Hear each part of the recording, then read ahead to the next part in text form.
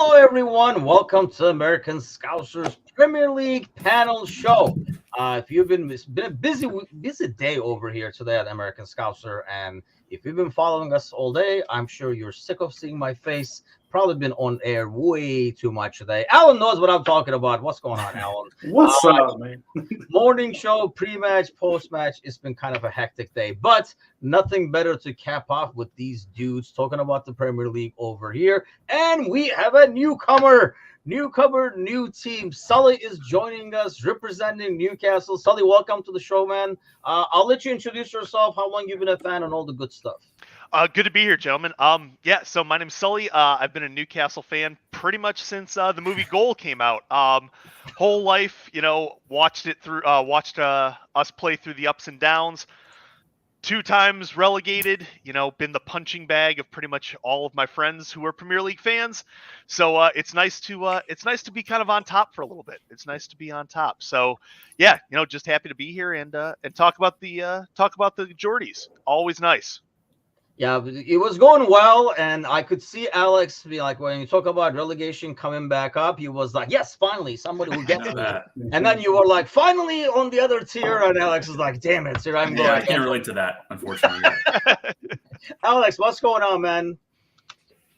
Nothing. A good win today for the Whites, and a favor. Luckily, don't have any Everton fans on today. Hopefully, favorable draw for Fulham in the next round for the quarterfinals. So in the Carabao Cup. So Everton away. I'll take it. Of the remaining draws, I'll take it. So, and then Yeah, I like being home for the next draw against, but I mean, there were so many easier draws that we probably would have preferred, but I'll take it just because it's home. I think I'll be happy with. Alan could not make it today. Apparently, sent his twin brother. What's going on? Where's Alan, man? Oh no, this is Alan. This is Alan for sure. I just decided to shave my beard because I actually am in the process of growing a mustache for November, and I will actually post a link for my page. And so what I'm trying to do is, this comment has failed to post on American Scouser. But what I'm trying to do is raise $500 for awareness on prostate cancer and like research and stuff like that. So a lot of Movember has to do with a lot of men's health and especially and also mental health. So that's where I want to bring that attention to for this month. And throughout the next 4 weeks, I think we have in November, you'll have a mustache growing here.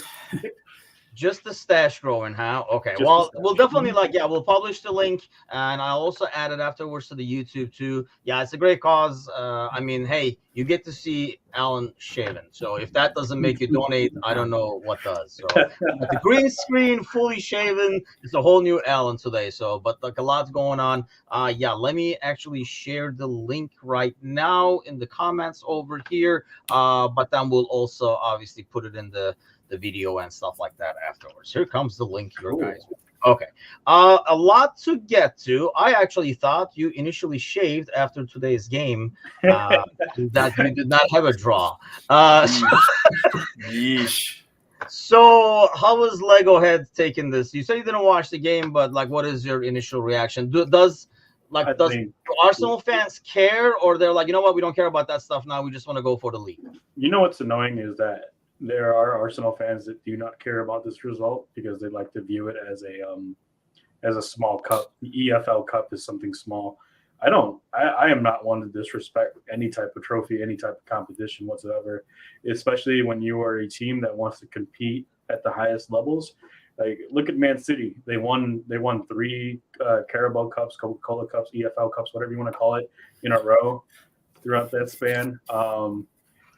And that just builds a winning mentality. To lose out, especially to lose out to a London rival, which I don't think we've lost to a London rival in the last year and a half, I want to say. I could be mistaken. But to lose to West Ham and to lose poorly is not a good look. And I've been in the past said that, I'm not concerned about these draws and stuff like that. And truth be told, I wasn't. But this is concerning. This is actually the competition. This is a one-off competition. You need to be playing at your A game, especially if you want to be competing down the road. Yeah, that's a good point. I know. I mean, obviously, we focus a lot on the Premier League, but let's kind of like dive into this and get different perspectives. Because I kind of like hearing the different perspectives from different clubs. I mean, for like Fulham, for example, Alex. I mean, this is probably does it weigh more just because it's a shot at the trophy? Obviously, the Premier League is not realistic and stuff like that. So does it hold a lot more weight? Yeah, it does. I think every the Carabao Cup for every club. If you don't win it, it's a Mickey Mouse Cup, and if you do win it, well, it's the League Cup. So it's it's one of those situations. To your point, Alan, and I think for a team like Fulham, I think a lot of fans, especially after winning today and then getting drawn Everton away for the next round, is really like, man, this is an actual chance to get to a semifinal. And beyond that, like, God, what if Fulham beat Everton and then they get the winner of the Middlesbrough Port Vale match in the semi? Yep. Like, this could be a legitimate chance. And so, yeah, for Fulham, it is a chance. I think a lot of Fulham fans would say, look, we're not really in danger of relegation likely, so finish 12th and get to a cup final, like, that's a hell of a year. So, yeah, I definitely – and then, again, if Fulham had lost like they did the last year to Crawley, then we would have said it's a Mickey Mouse Cup, and we hate it. But, Yeah, I mean, like I say, I know in the past Liverpool has – like we've always used this as the kids and the irrelevance kind of a thing in terms of the lineups. I feel like the team has a lot better shot. Because of the draws, like a lot of the teams have matched up against each other. So there's been a lot of it's a lot easier to get to the last stage, I guess. And more importantly, I think the squad is deeper. So even today, when you do a lot of rotation, you do have a lot of like solid players out there, and off the bench, instead of bringing a kid, I mean, you're bringing, Nunez in to change the game and stuff like that. How about you guys, Sully? I mean, this talking about like a winning tradition and stuff like that, is it looked at as, hey, you know what, trophy at a time? So, like, I mean, honestly, we're kind of in uncharted waters right now for Newcastle.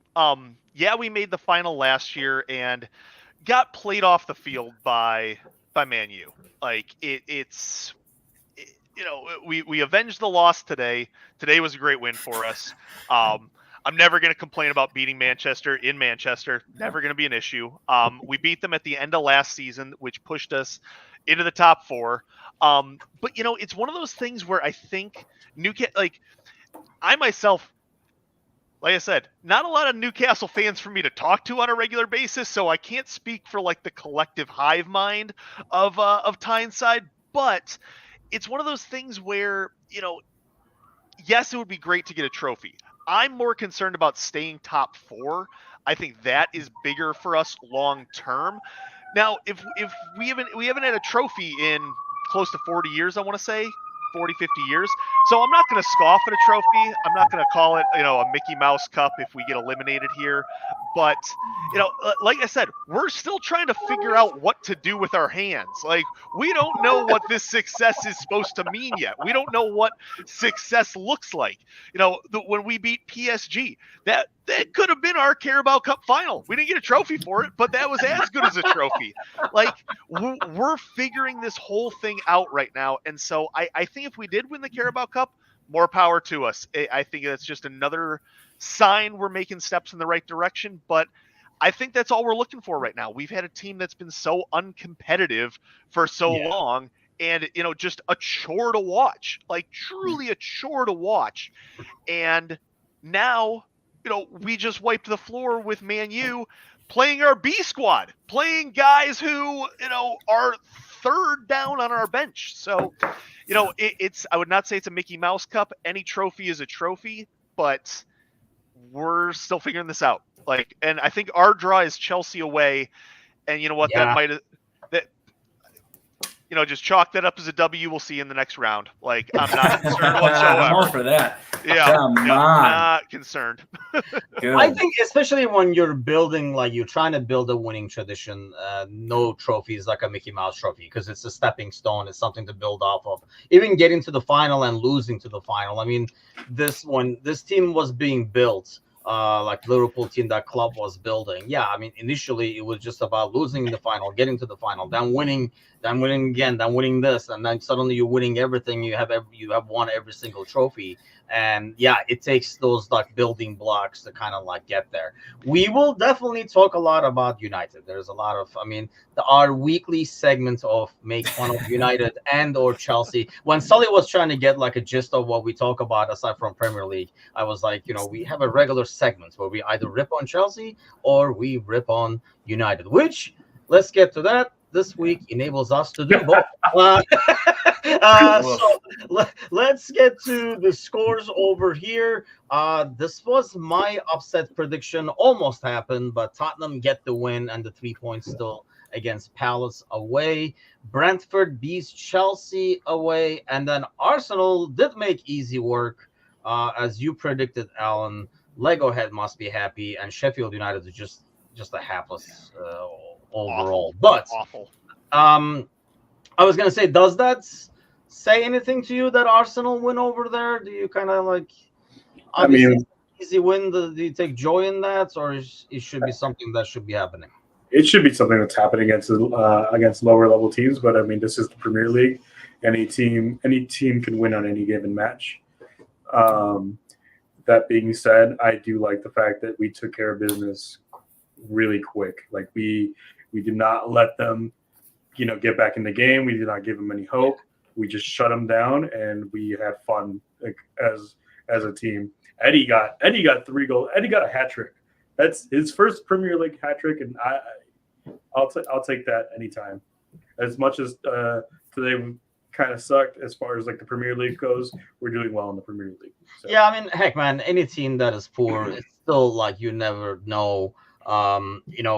You never know. On any given day, it can be an upset. All these Premier League teams have some quality who can make something happen. So anytime you make 3 points look easy, it's all good. Bournemouth 2, Burnley 1. That's pretty big for the bottom of the league. And then we come to Newcastle. Actually, last week was kind of rough for you guys. So actually today makes it not only the Wolves and obviously the Champions League and stuff like that. Wolves 2, Newcastle 2. Is that a point saved, 2 points lost? How do you look at that? It's tough. Wolves I kind of put into that category with like West Ham. They're kind of feisty teams. They're teams that are going to give you trouble. Like they're going to show up day in and day out. Wolves played a good game. We looked tired, and I was really concerned about that going into today. Is how are we going to continue to rotate these squads? And Isak going down early on Saturday really hurt us. But a point is a point. A point is a point. I think next time we see them, they're not going to have Neto, obviously, for a while. So yeah. I think it'll be easier the next go around. But we play up to our competition or down to our competition. And again, that's part of what I was saying about this newfound success is this problem of like we're sort of spending all of our emotion on these big games that we win, blowing a team out or taking a team like PSG all the way. And then we don't show up for these littler games that aren't sort of these emotionally charged affairs. So it is what it is. We didn't lose. We didn't look particularly good, but kind of ready the ship today, I think.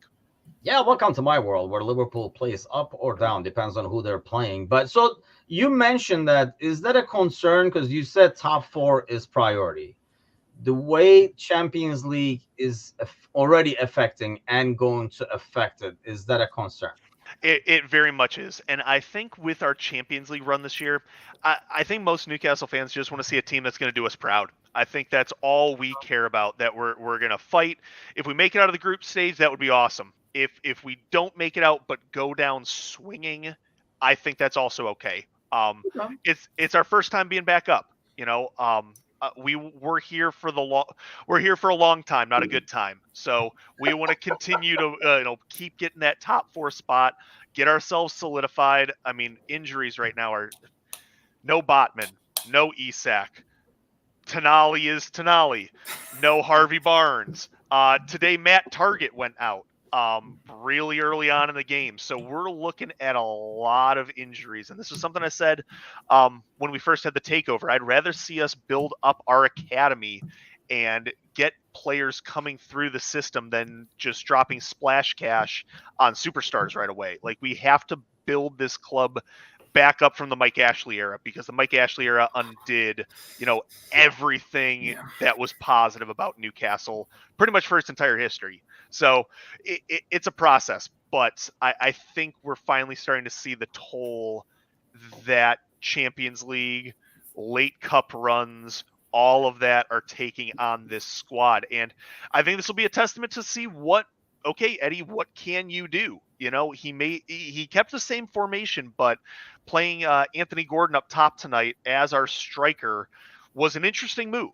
Very, very interesting. And Almiron out on the left-hand side. So we're going to have to start doing things like this. We're going to have to get creative if we're going to keep this train rolling. But, it was bound to happen sooner or later. It was bound to happen sooner or later. I think when you do these deep runs, it kind of like can humble you and make the expose the squad really fast. Like when you're like, oh, we got depth so much. And then in 2 weeks, we're like, where the hell did everybody go? Because, they're tired, injured, suspended, all kinds of stuff happens. So let's go back to the board over here.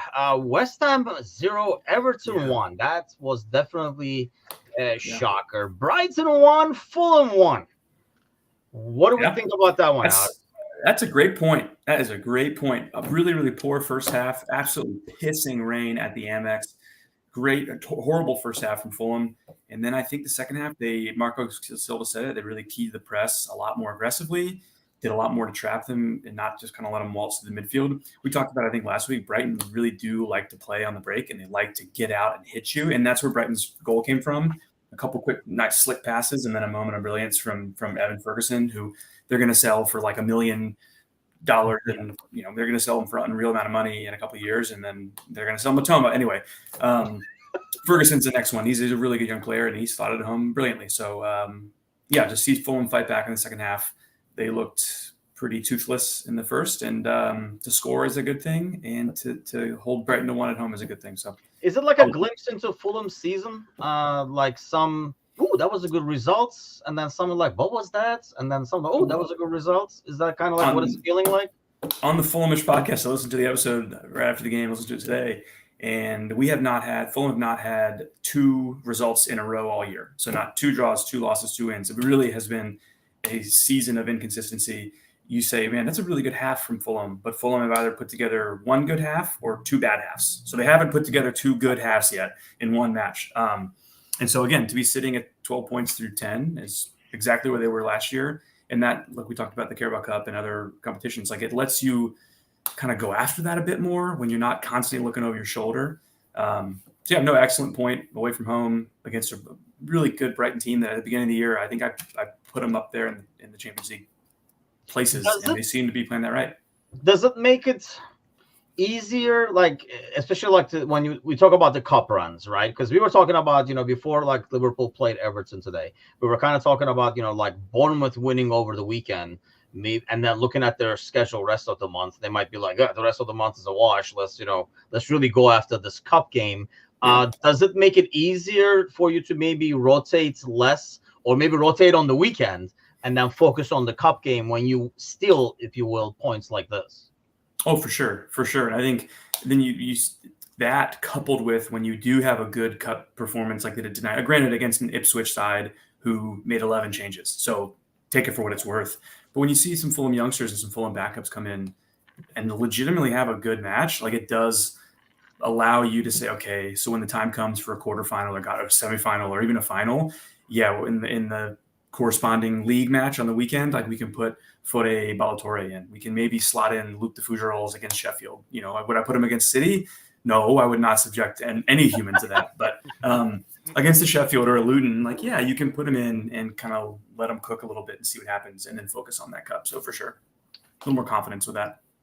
Villa makes easy work of Luton Town because Villa is home, and when Villa is home, they win. Liverpool 3-4-0. That was a lot easier than I worried, because like we were talking about earlier about Newcastle, Liverpool has a tendency to kind of like play down to the competition and not be able to open up a team and stuff like that. That was a very well executed professional easy looking win at the end with and then the score pretty much reflects the overall play too, I think. And then we go to the Manchester, the kind of like the match of the week, if you will, where City makes it look really easy, and then we have United going down today. So let's play a little true or false. Sully, we will start with you on this one. True or false, Eric Ten Hag will be in charge of United's November 21st. I'm going to go a hot take on this one. I'm going to say true because I don't know who they're going to replace him with. There is no talk about anybody coming in for him. They look awful. They look abysmal. And it would be classic Ten Hag to put together a couple of decent results following this and then just stave off this eventual sacking. But I don't know who they get to replace him. I truly don't. That team, top to bottom, is just bad.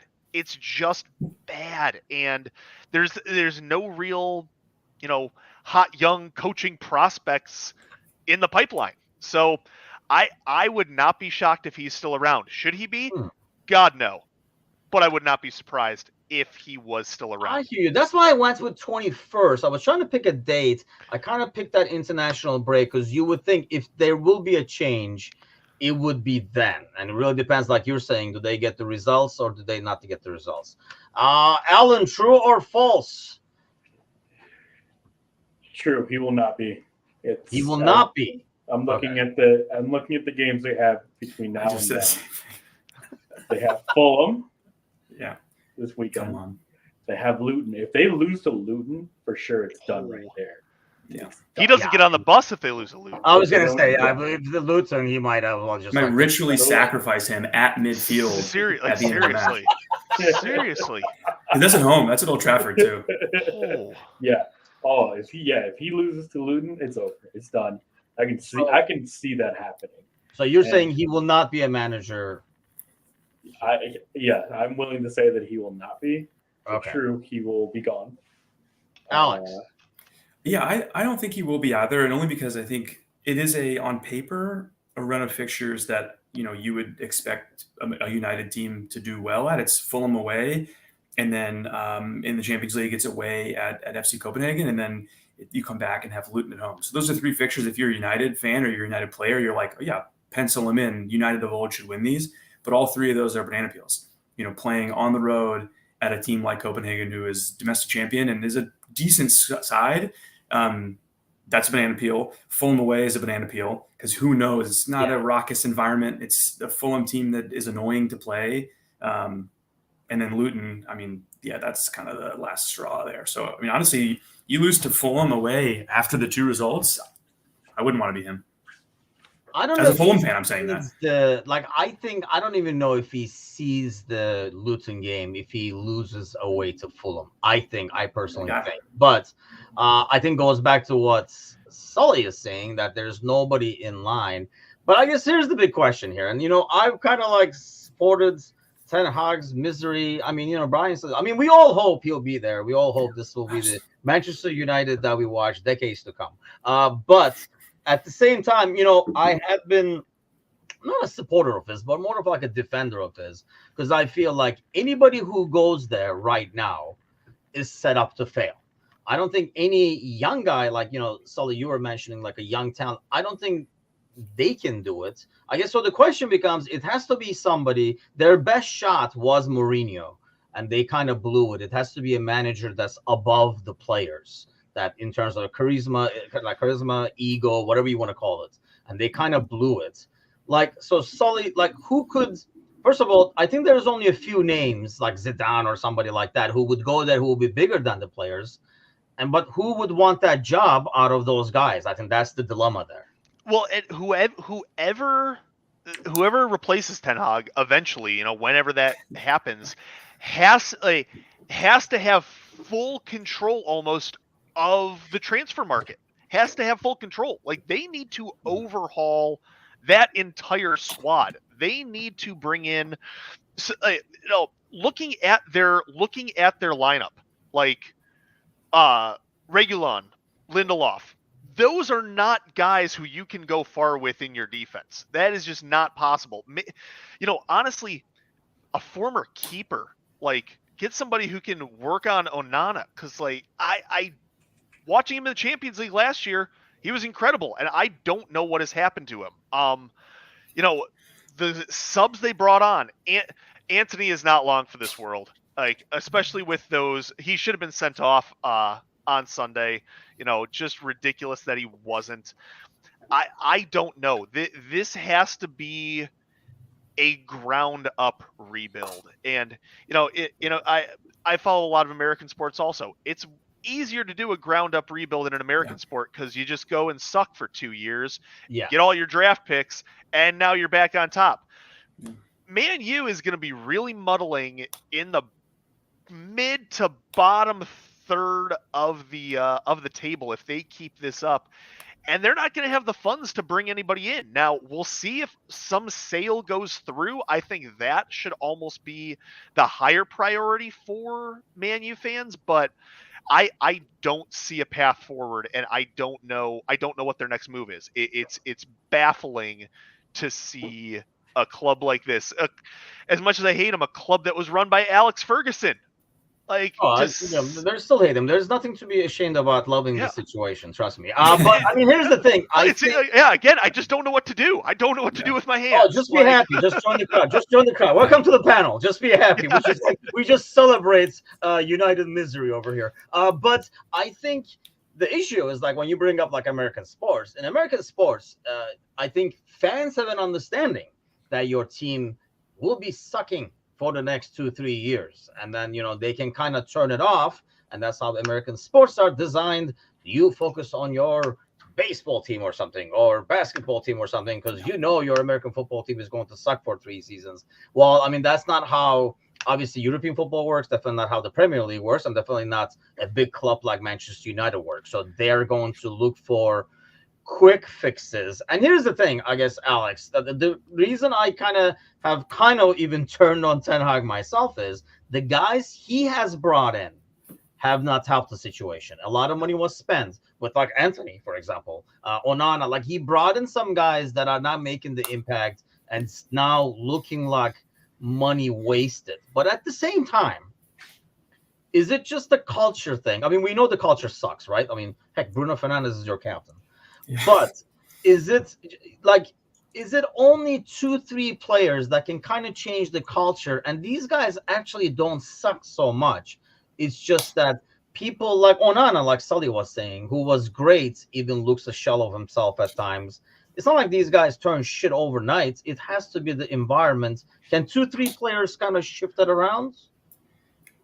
I think the short answer is yes. A lot of it is culture, and there are some guys who are clearly kind of deadwood.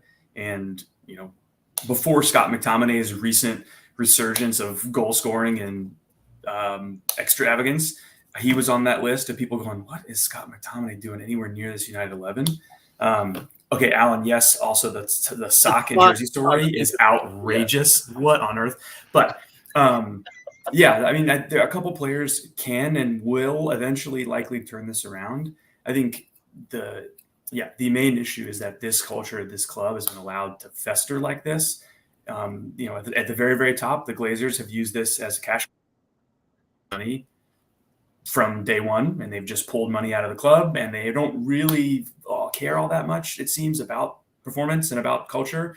They get their dividends, and that's it. So unless that situation changes, it's hard to see how anything else will really change. And Sully, your point, I don't even think they care if they have another manager lined up. It's just if they need to fire Ten Hag to do something, they'll do it, and they'll figure it out later, which is Chelsea. It's like this is the pattern here is you just kind of figure it out, or you don't figure it out to more than point United at this point. Yeah, they're in trouble. The culture's bad. It's rotten. So the supporters of Ten Hag bring up the example of your boy Lego Head, Alan, about how a lot of Arsenal fans wanted him out initially, as kind of like United fans turned on Ten Hag now, but the club stuck with him, and in his Lego fashion, he has kind of like turned things around and made Arsenal like a winner, a computer, and stuff like that. Do you see the same scenario here? Granted, I don't think Arsenal's scenario was as bad as what Ten Hag walked into at United. Yeah, Ten Hag walked into a situation where he had good players and then did not work well with them, and then has gone downhill ever since. Like he is last year, what, they finished third? Yeah. Yeah, they finished third, and then this year they're in 10th and 11th, and they're just going down. With Arteta, it was he won the FA Cup, finished 8th that season, finished 8th the season after that, finished 5th, and then finished 2nd. And now we're in the top 4 conversation and the title conversation as well. Like with Man U, it's the EFL Cup last year, and then also finishing in 3rd. But now you're in 10th, and now you're out of the EFL Cup or the Coca-Cola Cup or whatever you want to call it. So it's all Yeah, but if downhill. Ten Hag was 8th twice, I don't think he lasts. Whereas they stuck with Arteta. Yeah. Like what is okay? Like, so you said Ten Hag should not be there, right? I think you're in agreement that Ten Hag. Okay, you're not a fan. Mhm. So what is the case that Arteta made for himself for sticking around despite being 8th, while this guy actually, flash in the pan or whatever you want to call it, made them finish 3rd? You know what it is? Oh, sorry. What it is that Arteta is an Arsenal guy from the beginning. He came in there as a team captain from the past. Came in knowing the situation, how bad it already was.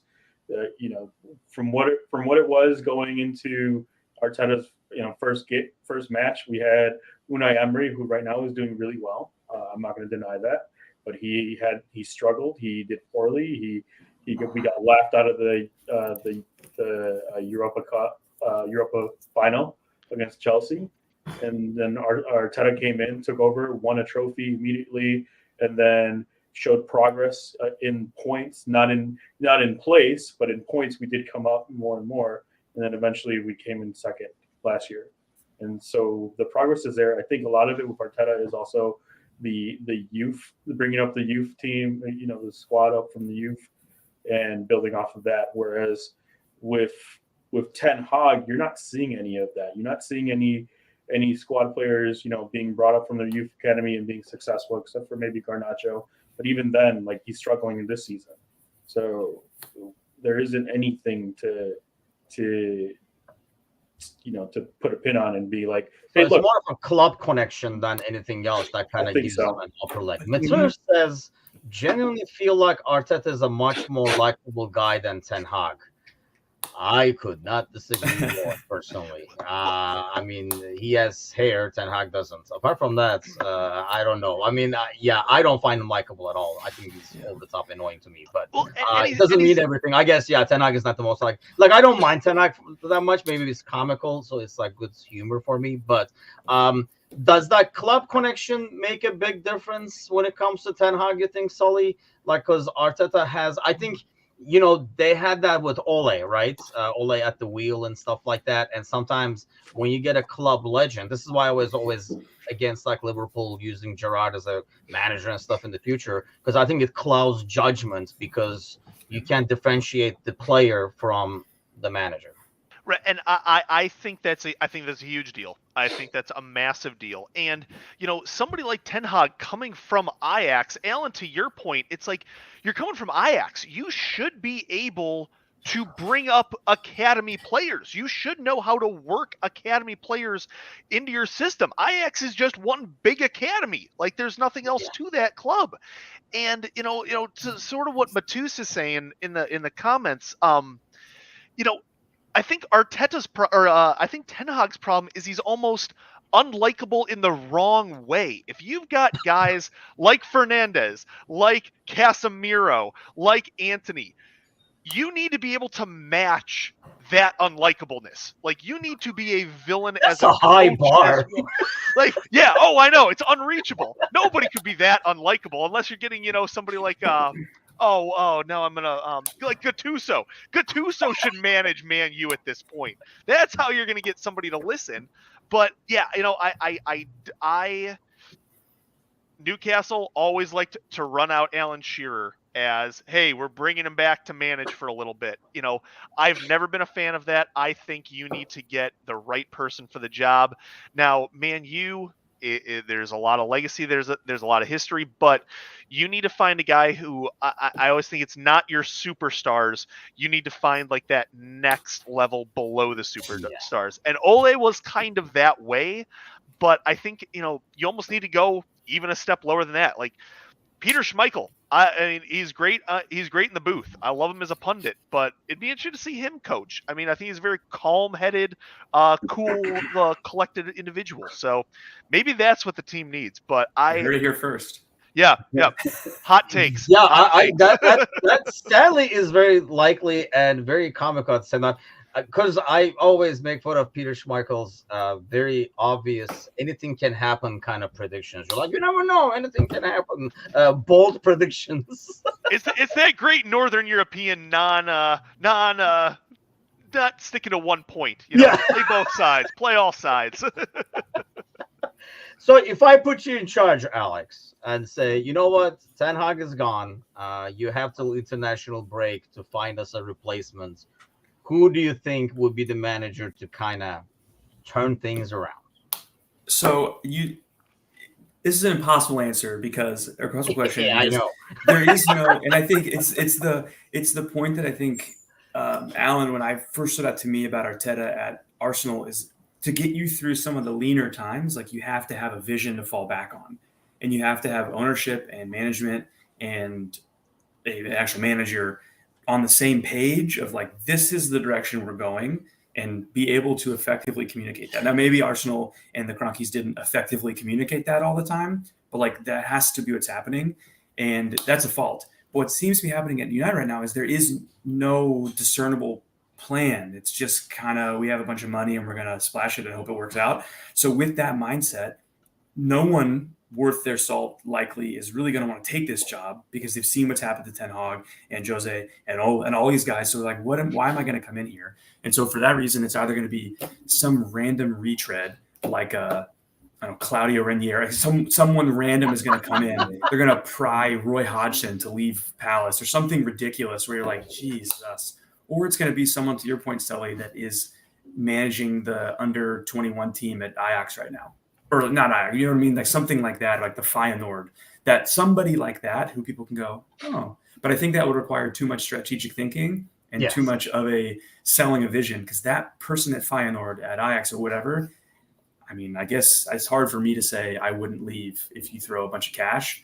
But if they know what's best for them, why would they leave something like that to head into this dumpster fire where what is the goal? What is the system we're trying to build here and do?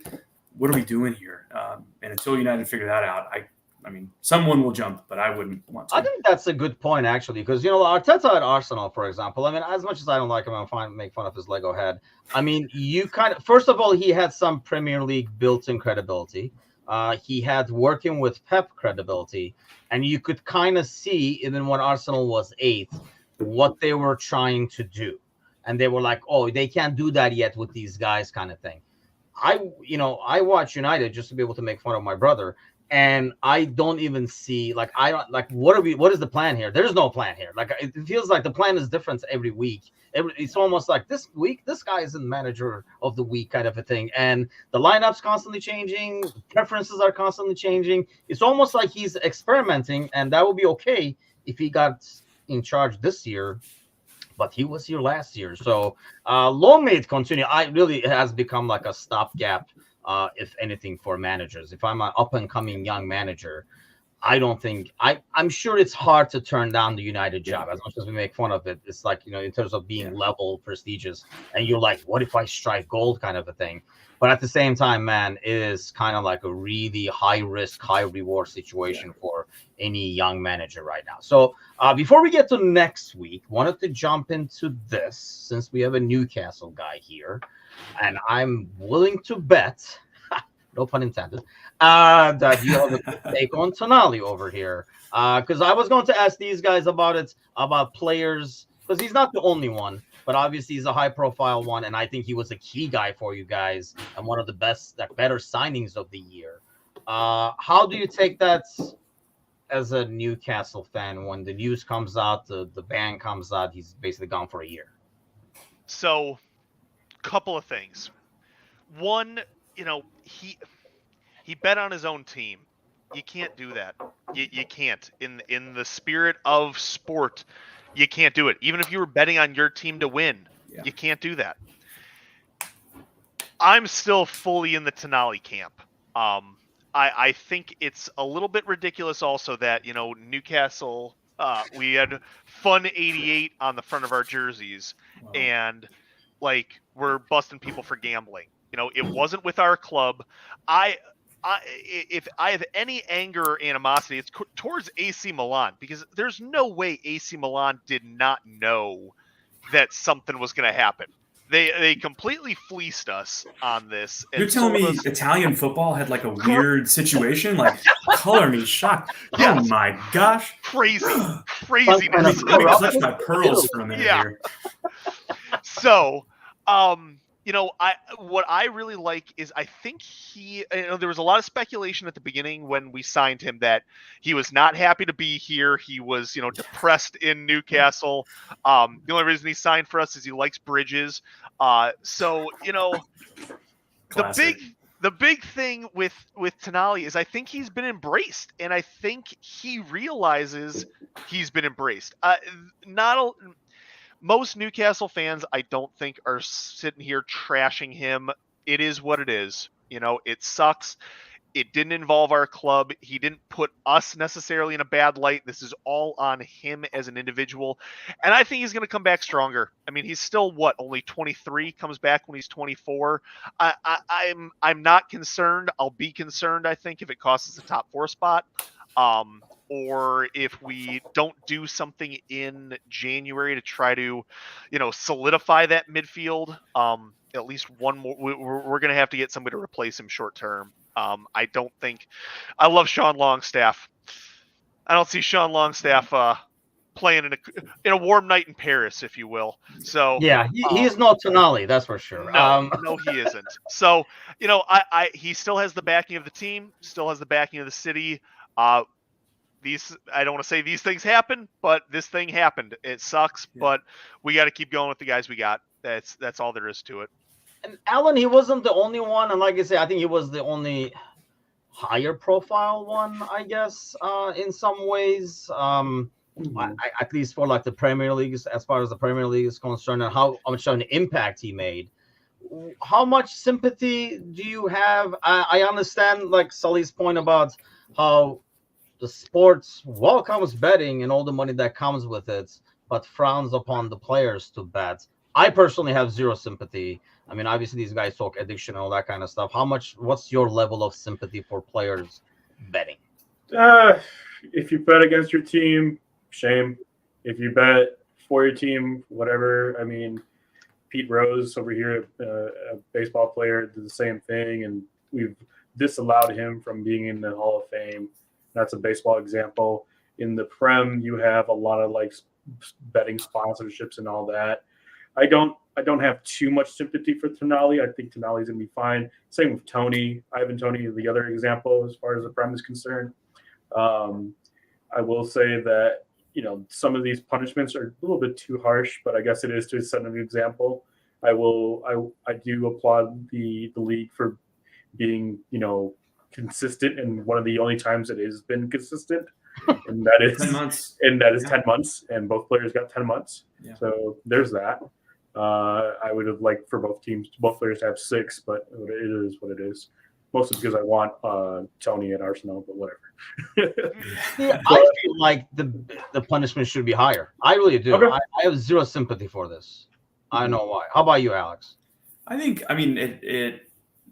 my perspective is colored a bit because, Ivan Toney plays for Brentford, so I feel a little bit stronger about this. But, at the end of the day, I think in Tonali, one of his charges, he was passing information to friends who were betting for him and stuff. And I think that's how most of these guys who get popped for betting, that's what's happening. They don't have an account on DraftKings or FanDuel. They have people that are placing the bets for them, and they're just paying them money, which is the same. Don't get me wrong.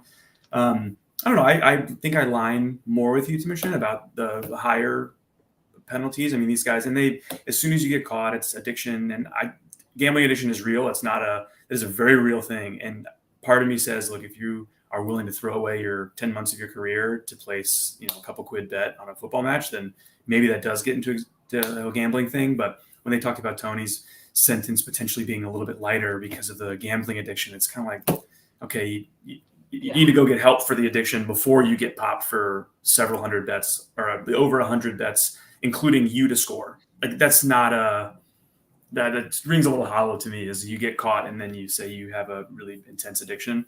I don't know. That's me. Yeah, when I heard that, I was like, yeah, Tiger Woods called. He wants his excuse back, kind of a thing. Like, it's just like the whole. And I totally agree. The addiction thing is real. Thing, but what I get to Sully is I understand the addiction parts. I mean, I can maybe personally relate to it, but I think we all know somebody addicted to something in our lives, like somebody we know. So the addiction part is real, and I can understand the gambling addiction thing. But then why just not bet on bowling? It's still betting. Get your kicks. Why not stay away from something that's making you bazillion, gazillion dollars? Go to a casino, play blackjack. Well, and there were some reports of that's initially what it sounded like, Tonali going to casinos, and I think he had not just betting on his own games, but there was some additional gambling going on that was also very serious in terms of the amount of money he was doing and the quantity he was doing it. Not trying to make excuses for him, but he's still my player, and we're still gonna we'll roll with him when he comes back. It seems like, can I say, it seems like I haven't been as into this because I think it's not during the off season, but Tony, it seems to be a little different. He really seemed to fight it a lot. He really seemed to go after this, and that's what delayed the penalty for so long. He really fought this. And then his story was, well, I just wanted to be over with, so I copped to everything, which again, to me rings a little hollow, but I don't get the sense that that's what happened with Tonali. Maybe I'm wrong, or did he just kind of say, yeah, I did this? Oops.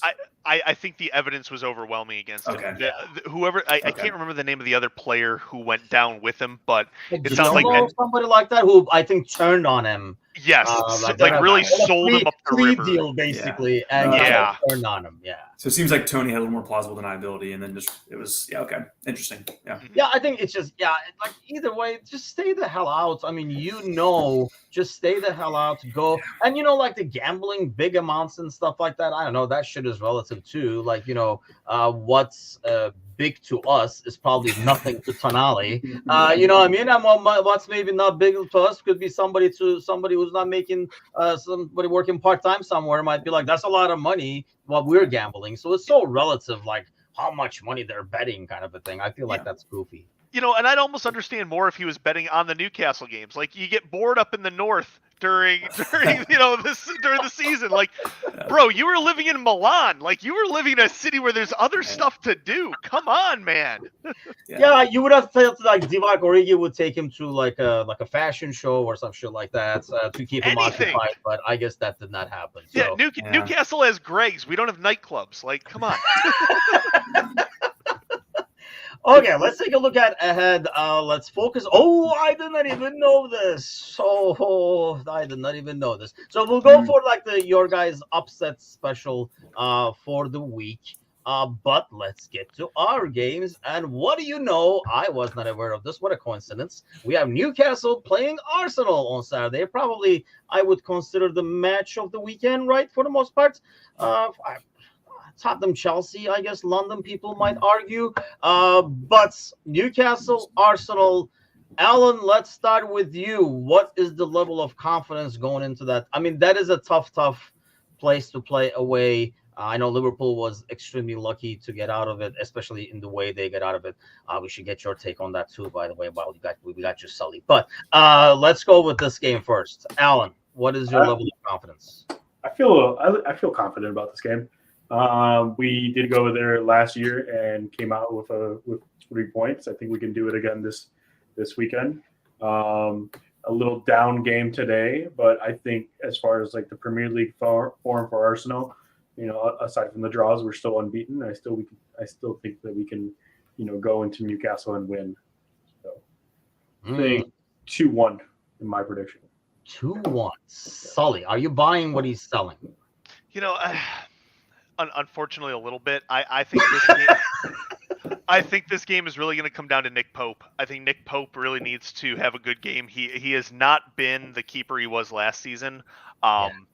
And I think he needs to have a little bit of a resurgence. So I think Nick Pope needs to have a good game for us to get 3 points. I think Trippier is due for a goal. I could see Trips getting a goal in this one. I think it's going to be a low-scoring affair also, though. I could see 1-0, 2-1. I'd love it to be for us, but judging the way things are going, I think this one could get rough if our squad depth is not there, and the experience of Arsenal, I think could overshadow us pretty quickly here.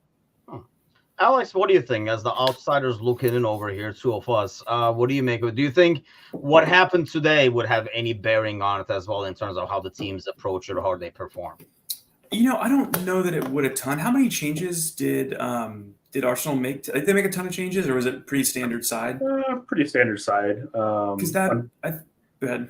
Unfortunately, considering like it was still a strong team. But Ellen is like, stop rubbing it in.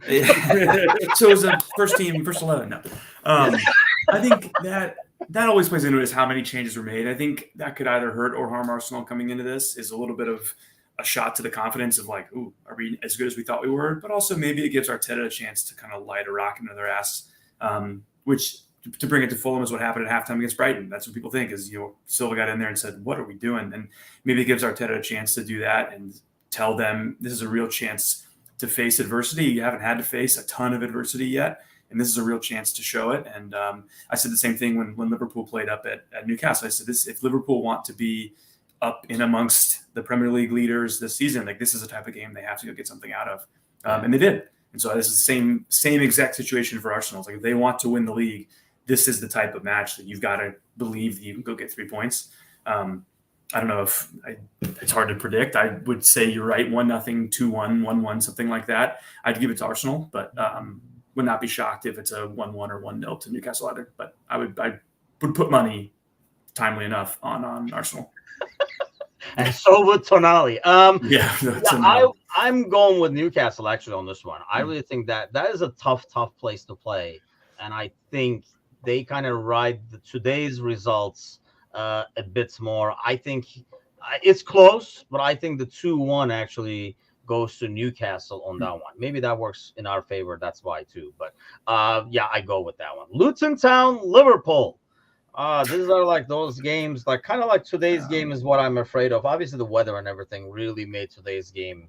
I mean, that was just like ridiculous, the wind and the storm and stuff like that they were playing in. But on paper, it should be an easy game. But this kind of goes back to my concern of Liverpool kind of sometimes playing down to the competition. But they are able to rotate a lot. That always helps. And I think they'll have like a fresh lineup, fresh midfield. Van Dijk, Konate, all rested. Trent will be back in action. Only played a little bit and stuff. That left side of that team still worries me. Obviously, Diaz being out with what he's going through, which is just like a ridiculous story that I don't think I've ever seen in football. And obviously, my thoughts of Costas talked about a lot throughout the broadcast today. But I still think Liverpool get the 3 points only because I think we eventually get goals and Luton cannot keep up with it, even if we have defensive frailty. So let's talk about this, even though Jake is not here with us. Tottenham, Chelsea. Let's get some quick predictions. Is that on paper, it looks like on form, Sully, you would say Tottenham, but it is a London derby and it's Chelsea. They at least have players that can make a difference, even though they don't. But I'd give it to Tottenham. I think Tottenham's chemistry is really strong right now. They're getting goals from a lot of different guys. They can hit you a lot of different ways. And I think Chelsea has none of those things. So that puts Tottenham ahead of though. So I would go. I'm going to go 3-1 Tottenham. Alan, you love these Arsenal boys. What do you have going for this? This is my upset of the week. Chelsea does it. Chelsea immediately ends this run, this fake run that they've had as Tottenham has topped the league. Yeah, Tottenham. God, I can taste the salt from here. Riding the league high, yes. I actually agree. This was my upset of the week as well, because it is an upset. Because on paper, like I say, Tottenham looked like the team to easily beat it, like Sully says. But I think And this is where like Chelsea has some players that can make something crazy happen. And once Tottenham falls behind, I don't know, they're not as the way they play, they get exposed in the back. It's just a matter of can Chelsea freaking finish? And they normally can't. But I think this is one of those games where actually they do. Alex, who do you have? I would go more towards the Sully direction of even 3-0 at this point. I just don't. I kind of didn't expect you to pick Chelsea, but I figured. Well, again, I am constitutionally, I cannot pick Chelsea, but if it was Chelsea Luton, I'd figure out a way to give Luton the win. But no, I think Tottenham flying high and are just such a much better drilled and prepared team than Chelsea are. Chelsea have a similar vibe to United, where the culture is just kind of non-existent and or rotten. And so I don't, I mean, maybe it'll change with Poch, and maybe not Poch, maybe it'll change with whoever it is, and they'll make a run for it, but I don't know. Whatever his name is. Whoever that guy is. I just don't. Yeah. I was wondering where the heck Fulham was. I think I scrolled down too much. I mean, yeah, his early game. I would have picked this as an upset, but I don't think Fulham winning this is an upset at the moment. Do you look at this game as a Fulham fan as you're getting him at the right time, or is it kind of like, wounded animal at the same time in a game like this? I mean, it's both. I think as a Fulham fan, you have to look at it and say, if you're going to play United, it's going to be about now. It's a similar thing to Tottenham. Fulham are very lucky that they got Tottenham earlier on in the cup, and as opposed to now, and they can beat them a month or two ago. I think it's a similar thing with United. I would, again, rather play them now than when they were flying high a little bit last year, as we saw the results from last year. So no, I don't think it's a little bit of a wounded animal. I think if Ten Hag can, again, light a fire, light a rocket, then maybe they get a good result. But if Japolinia is every bit the player we know him to be, if he shows up, if a striker can connect on anything up front, like is what happened today.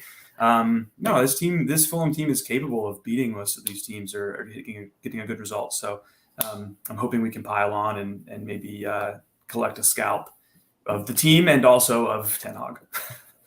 He might not go back to Manchester if they lose. Is this more based on like Fulham's capabilities, or is it more based on like United's frailties, if you will? I think it's more based on Fulham's capabilities, and you see the way Fulham play. Fulham play the same way against everyone, and against some teams it doesn't work out very well, and against others it does. So Fulham went to Arsenal, and they tried to play. They really did. They sat back and defended, but they really tried to get after it. And that's the difference in what you see from a team like Luton, who are going to put 11 guys behind the ball and just suck it up. Fulham aren't doing that. So do we have the talent and the players to match top teams for 90 minutes every match? No. But they go for it. And so a team like United that are not cohesive and aren't fitting and gelling well, that's a recipe for disaster for a team like United. So Fulham are more than capable. Yeah, I think so too. Like I said, normally I would put this an upset special, but currently it's not really an upset. Maybe beginning of the season you would see it as much. But where does the Sonali money in Newcastle go in this game there? Is it going to, this is going to be an ongoing thing every week. Of course. As it should be. As it should be.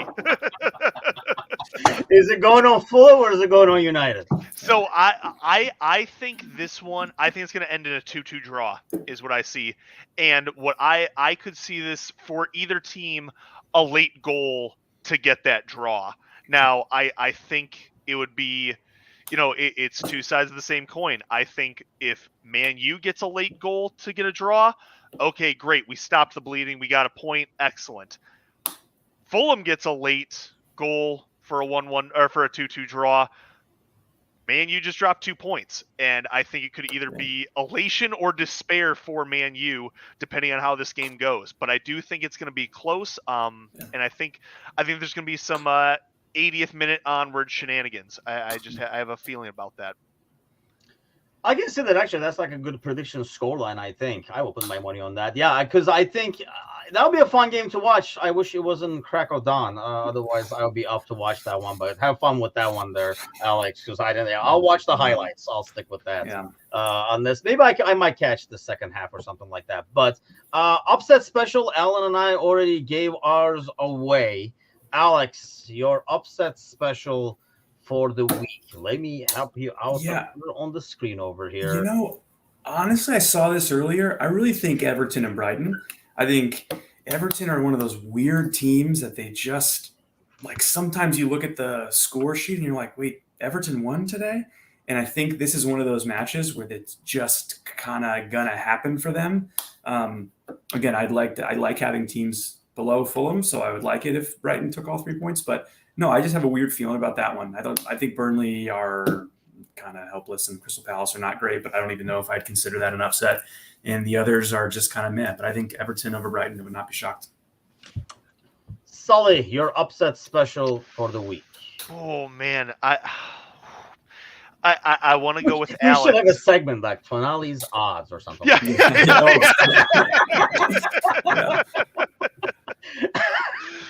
I like Alex's with that Everton Brighton. I think Brighton has kind of slowed down a little bit, and I think Everton could catch him at the right moment. You know, I could see Sheffield upsetting Wolves. I think Wolves losing Neto is going to be a massive loss for them. And I mean, I don't think we're ever going to see a Derby County level of suckage at the bottom of a table again. And I think this could be a game where Sheffield United gets some points. So we'll see. You know, and Bournemouth can be spicy. I think, you know, I think that game against City will be closer than it should be. I really do. But, you know, I think Alex overall, though, is right. I think Everton could take Brighton this weekend. I think that is safe. That is safe money, as my boy Tonali would say. Yeah. That would be. I thought last week win was huge. I mean, you look at these standings right now, and I feel like, yeah, that was definitely huge for them to get those 3 points. I think, you know, Sheffield, Burnley, and Luton are so far lower at levels than the other teams. Then again, I know it's still relatively early. We probably would have said the same thing if we had the show last year about Forest. Looked like dead in the water, and they were managed to come out of it. But man, they look like levers low. But I do think Brighton bounced back after last week, after losing points at home. And I think Everton kind of blew their load against West Ham. That was like their surprise 3 points. But Everton away, kind of like as Newcastle away, there's almost like a home field advantage. There are certain stadiums, I think, that have more like a home field advantage than others. But we shall see. We're getting, as we approach like the next international break, I think we're by then going to be able to talk during that international break and have a lot better idea of where things are headed. But that's it for us this week. Thanks a lot, guys. Thanks to all those listening and commenting. As always, give us a like and a share. Grab a fan by the ears and have them subscribe to get our content regularly. We'll be back tomorrow evening. The Thursday night podcast will be back along with the fantasy show. And luckily for you guys, you will not have my face on here tomorrow. So this is your guys' 36-hour break. Make the most of it. But thanks a lot, as always. We'll see you guys next week.